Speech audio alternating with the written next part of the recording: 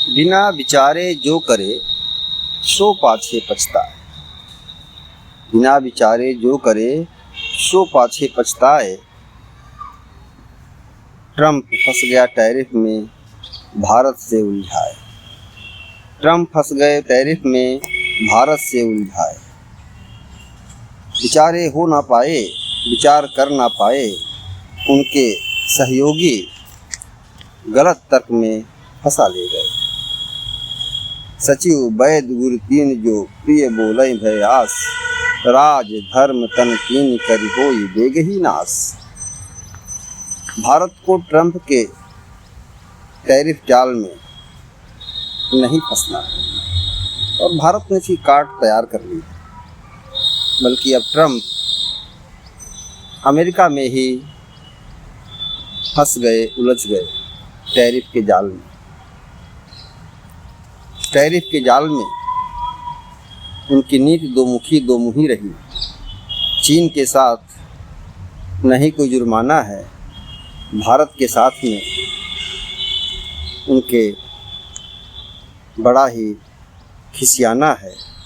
भारत पर जुर्माना है, चीन पर दोस्ताना है, मेहरबानी है, रियायतें हैं, चीन को छूट की इजाज़तें हैं।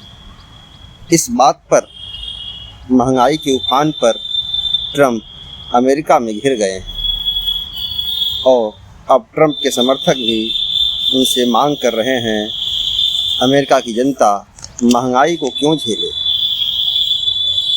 और एंटी इंडिया उनका जो प्लान है वो अब बेनकाब हो रहा है। उनका मेक अमेरिका ग्रेट अगेन मागा की जो समर्थन वाली नेतृत्व वाली छवि थी वो धूमिल हो रही है।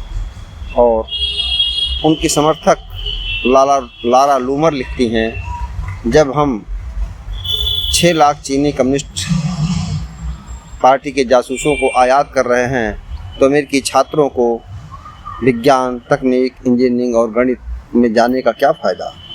जैविक हथियारों से जिस चीन ने 1.5 मिलियन लोगों की, अमेरिकी लोगों की जान ले ली, उसी पार्टी के जासूस, चीनी कम्युनिस्ट पार्टी के जासूस अमेरिका में पढ़ेंगे। जॉन केरी पूर्व विदेश मंत्री हैं, पूर्व राष्ट्रपति उम्मीदवार हैं, जो उपराष्ट्रपति रह चुके हैं। उन्होंने लिखा है कि भारत को ऑर्डर नहीं दे सके ट्रंप। भारत वैश्विक ताकत है, उसकी इज्जत होनी चाहिए।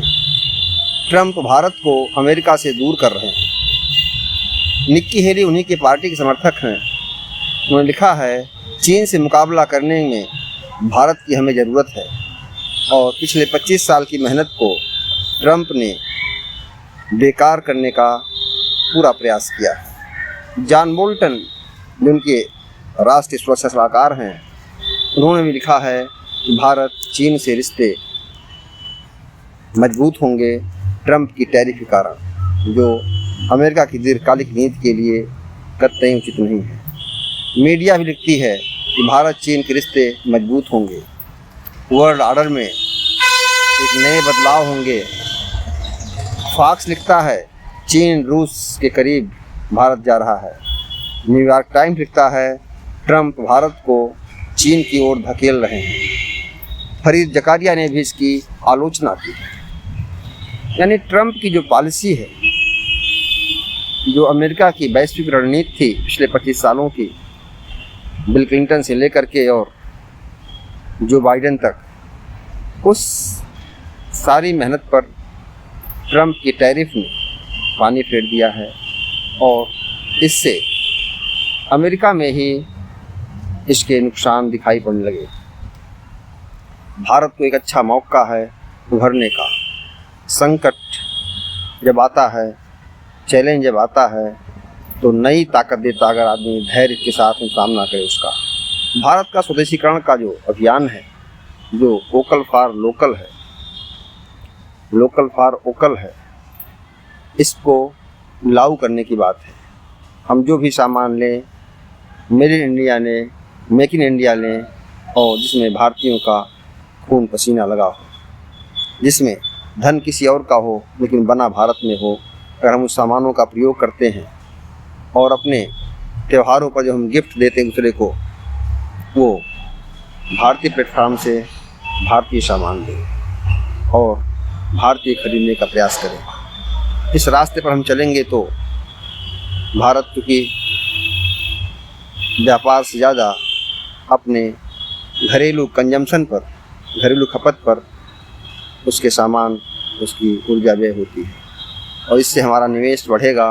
भारत की अर्थव्यवस्था में कोई बहुत बदलाव नहीं आएगा, कुछ गिरावट आएगी, लेकिन हम नए मार्केट, नए बाज़ार ढूंढ लें, यूरोपीय संघ और चीन और रूस के बाज़ार को, ब्राज़ील को, तो हम पश्चिम के साथ में, अमेरिका के साथ में ना झुकने का जो संकल्प के चल रहे हैं, इसमें काफ़ी कामयाब होंगे और भारत एक नई वैश्विक शक्ति, वैश्विक ताकत बन करके उभर चुका है, इसमें कोई संशय नहीं है। नमस्कार साथियों, मीडिया गुरु को लाइक, सब्सक्राइब और शेयर करें।